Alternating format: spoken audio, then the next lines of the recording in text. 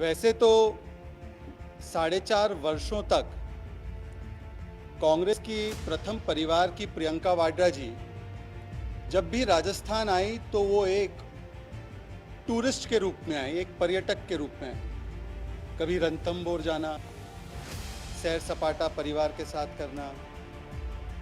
स्वाभाविक सी बात है कि अगर केवल टूरिज्म के लिए ही आना जाना होता रहे राजस्थान में, तो यहाँ के युवाओं की, यहाँ की महिलाओं की, यहाँ के आम जनमानस की, यहाँ के किसानों की सुध लेने की कभी उनको फुर्सत भी नहीं मिली, ना उनकी घड़ी आ चुकी है। तो प्रथम परिवार की प्रियंका वाड्रा जी आज फिर से आई है, इस बार सियासी पर्यटक के रूप में, पॉलिटिकल टूर। कांग्रेस की लूट, फूट और झूठ की सरकार चली है, उसके बारे में प्रियंका वाड्रा जी को कम ही अपनी विधायक से मिल लेती। उनकी विधायक दिव्या मदेरणा ने तो ये भी बताया कि किस प्रकार से बलात्कारी बचाओ, जो अशोक गहलोत जी का सबसे प्रबल अभियान चलता है राजस्थान में, उसके तहत महेश जोशी के कुपुत्र रोहित जोशी को भी बचाने के लिए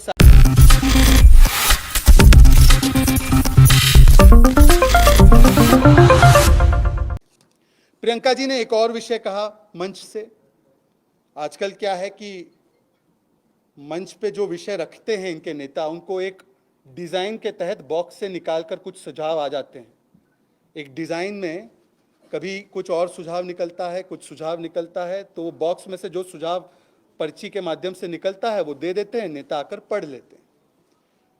तो उनको जो सुझाव दिया है डिजाइन करके बॉक्स ने, उसमें उन्होंने कहा कि राजस्थान वीरों का प्रदेश है। ये तो बात सही है, राजस्थान वीरों का प्रदेश है, परंतु प्रियंका जी आप ये बताइए कि जब पुलवामा में शहीद होने वाले उनके परिवारजन, वीरांगनाएं, जब अपने अधिकार को लेकर यहां पर, अपने हक को लेकर यहां पर अपनी लेजिटिमेट मांगों को रखने गई थी अशोक गहलोत जी के घर, तो उनके साथ राजस्थान पुलिस ने और राजस्थान सरकार ने क्या बर्बरतापूर्वक कार्रवाई की, किस प्रकार का अपमानजनक व्यवहार उनके साथ किया गया। और हमारी बात छोड़ दीजिए, आप ही के एकाध नेताओं ने तो जाकर उनसे कहा कि बहुत बुरा हुआ आपके साथ। मुझे लगता है वो सचिन पायलट ही थे। चलिए, किसी भी मंशा से गए, उन्होंने भी तो स्वीकारा कि उनके साथ गलत हुआ, पर तब भी आपने कुछ नहीं बोला। पर आज आप आ गई पॉलिटिकल टूरिज्म करने और राजस्थान की भूमि को वीरों का प्रदेश कहती हैं, तो कम से कम उन वीरों के परिवारों के साथ भी आप खड़ी रहती। प्रियंका जी ने कहा कि हमारी पार्टी एकजुट हो चुकी है। प्रियंका जी, पार्टी तो एकजुट हो चुकी है, पर कौन सी पार्टी? यहां पर तो मुझे बताया गया है प्रमोद जी, एक है पायलट कांग्रेस, एक है गहलोत कांग्रेस और एक है पारिवारिक कांग्रेस। ये पीजीपी कांग्रेस चल रही है यहाँ पे। एक पायलट कांग्रेस, एक गहलोत कांग्रेस और एक पारिवारिक, जो बची कुची कांग्रेस, वो पारिवारिक कांग्रेस। तो कौन सी कांग्रेस एक हुई है और किसको हटाने के लिए एक हो रही है या किसको लाने के लिए एक हो रही है? देखिए, 4.5 साल जो जनता ने मैंडेट दिया था स्थिरता का, स्थिरता से अस्थिरता पैदा करना, ये कांग्रेस का मॉडल है, राजस्थान मॉडल। ये राजस्थान मॉडल है कि स्थिरता का मैंडेट जनता देती है, अस्थिरता उसमें से इजाद करती है कांग्रेस, क्योंकि एक नहीं अनेकों कांग्रेस है, टुकड़े टुकड़े कांग्रेस है। और यही मॉडल आप देखिए तो कर्नाटका में भी वही है, वहां पर डीके कांग्रेस और सिद्धा कांग्रेस, सिद्धरामैया कांग्रेस। थोड़ा सा आगे चलते हुए जाएंगे तो आपको महाराष्ट्र में दिखेगा पटोले कांग्रेस और थोराट कांग्रेस।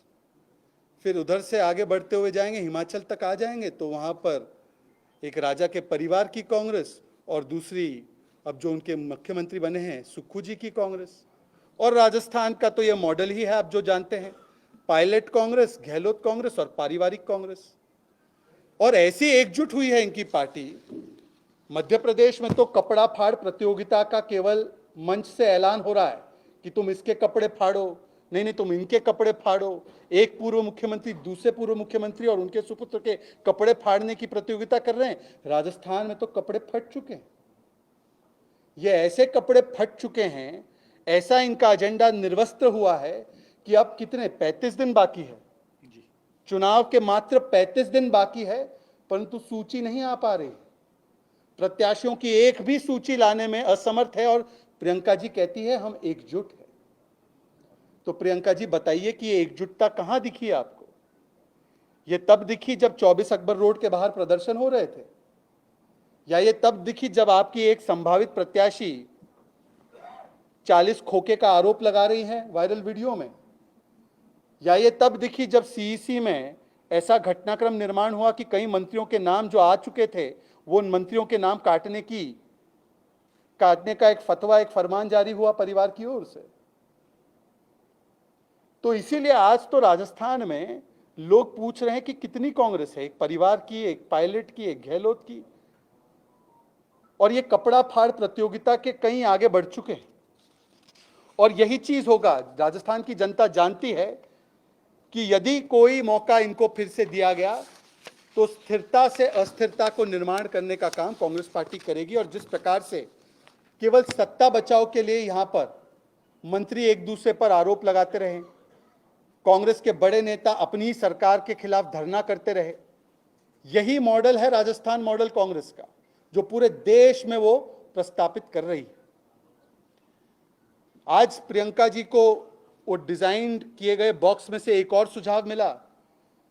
अब 4.5 साल वो टूरिज्म करती रही, उनको यहाँ के तथ्यों की जानकारी नहीं, फैक्ट्स की जानकारी नहीं, और झूठ की दुकान वैसे ही कांग्रेस कहलाती है, लूट फूट और झूठ।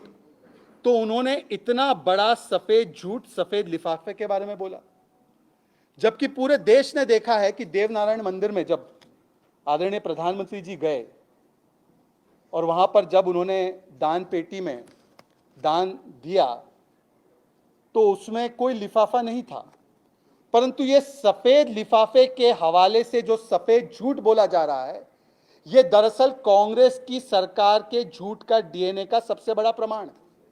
और यही झूठ तो निरंतर 4.5 वर्ष कांग्रेस पार्टी की सरकार ने कहा लोगों से। किसानों को कहा कि आपके किसान के कर्ज माफ होंगे 10 दिन में, और जिस व्यक्ति ने यह झूठा वादा किया वो आज राजस्थान आने के लिए तैयार भी नहीं है। अब पता नहीं क्यों नहीं आ रहे। वो व्यक्ति जिन्होंने 10 दिन में कहा था कि किसानों के कर्ज माफ होंगे, जब आज मौका है राजस्थान के किसान उनसे पूछेंगे कि जो आपने स्लीव्स ऊपर कर करके आपने वादे किए थे, तो मान्यवर 19,500 किसानों की जमीनें कुर्क हो गई, तो कहां किसानों की कर्ज माफी हुई, जरा जवाब दीजिए। तो वो तो आ नहीं रहे। परंतु ये कांग्रेस का झूठ। कांग्रेस ने कहा कि युवाओं के लिए हम बहुत कुछ करेंगे। सबसे ज्यादा बेरोजगारी निरंतर अगर वर्षों तक कहीं पर रही तो वो राजस्थान में रही। जिस आंकड़े को लेकर बेरोजगारी बेरोजगारी कांग्रेस पार्टी चिल्लाती है, उसी आंकड़े के पैमाने पर अगर देखा जाए, उन्हीं के आंकड़ों के पैमाने पर, तो राजस्थान में निरंतर एक वर्ष से कंटिन्यूस 20% से ज्यादा बेरोजगारी दर रहा। क्या किया आपने युवाओं के लिए? केवल झूठ परोस के आप निकल गए। आपने कहा कि आप युवाओं के भविष्य को सुधारेंगे। यहां पर 17 पेपर लीक हुए, और इन सारे पेपर लीक के माफिया और मास्टरमाइंड के सारे तार किससे जुड़ते हैं? कांग्रेस पार्टी के प्रथम परिवार और गांधी परिवार से भी जुड़ते हैं। ये पेपर लीक माफिया को संरक्षण देने का काम अगर कहीं से हुआ तो वो प्रथम परिवार की ओर से ही हुआ। ये कोई हवा में कहने वाली बात नहीं है। कौन है केसावत जो गिरफ्तार हुए? किसके साथ उनकी तस्वीरें थी? कौन है सुरेश ढाका और उनकी पैरवी करने कौन पहुंचा था दिल्ली से? वही व्यक्ति जो प्रथम परिवार के सबसे करीबी माने जाते हैं, सबसे वफादार वकील माने जाते हैं। वो तो इतने निकट है कि जब सोनिया गांधी जी बंद कमरे में बाटला हाउस एनकाउंटर के आतंकियों के लिए रोती हैं तो वही रहते हैं उस कमरे में, और वो आकर कहते भी है सार्वजनिक रूप से कि मैंने देखा सोनिया जी रो रही थी। इतने निकटतम व्यक्ति आए पेपर लीक माफिया के सरगने को संरक्षण देने के लिए, उनको बचाने के लिए। और यही झूठ की दुकान चल रही है। जहां पर भी कांग्रेस गलती से सत्ता में आ गई 0.1, 0.2%, 0.5% से, हिमाचल में उन्होंने यही झूठ की बात की 1500 रुपये महिलाओं को देंगे प्रति माह।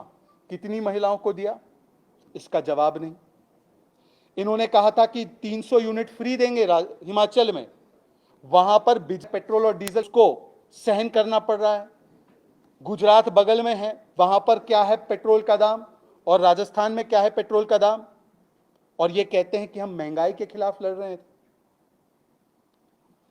कर्नाटका में आते ही कोई विकास का कार्य नहीं हो सकता, पैसे खत्म हो चुके हैं, पैसे नहीं है हमारे पास, ये कहने का काम कर्नाटका में किया बड़े वादे करने के बाद, और वहां पर भी दूध जैसी चीजों का दाम बढ़ा दिया आते ही तुरंत।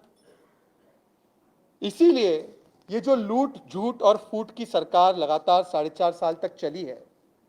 अभी गहलोत जी ने एक स्टेटमेंट दिया, दिल्ली में उन्होंने कहा कि मैं तो पद छोड़ना चाहता हूं, परंतु ये पद मुझे नहीं छोड़ता।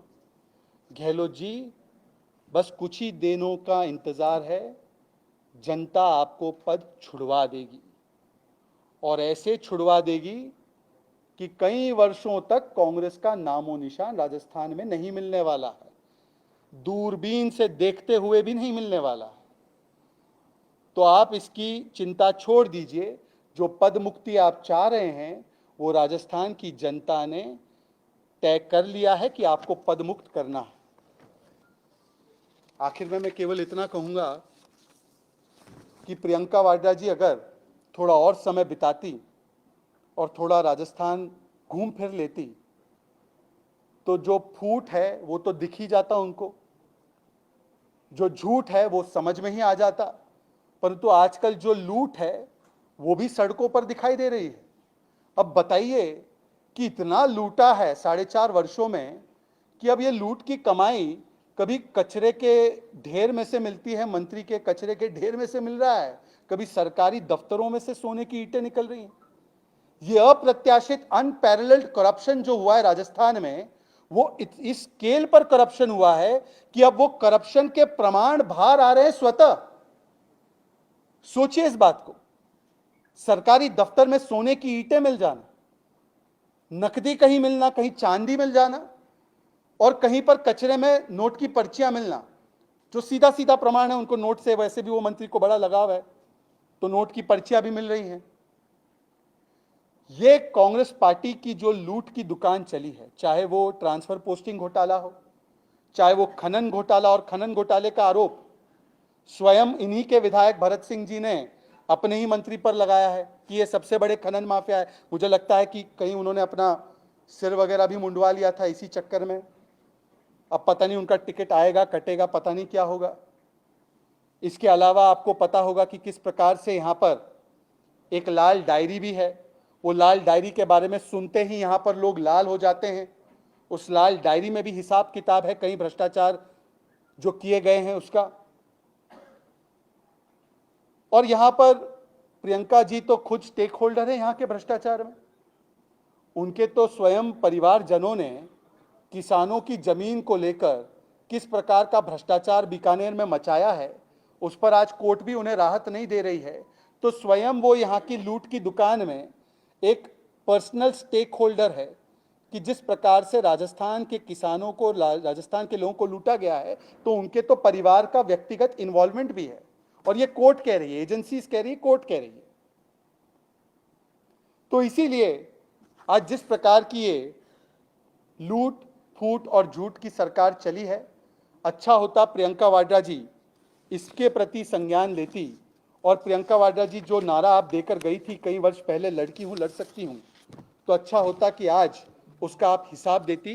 परंतु राजस्थान की महिलाएं इस हिसाब को आने वाले दिनों में पूरा करेंगी, और यहाँ पर जो किसान विरोधी, आम आदमी विरोधी, महिला विरोधी, गरीब विरोधी सरकार है, उसको पदमुक्त करने का काम बहुत जल्द राजस्थान में होने वाला है। आपके कुछ सवाल होंगे तो उन सवालों को लिया जा सकता है।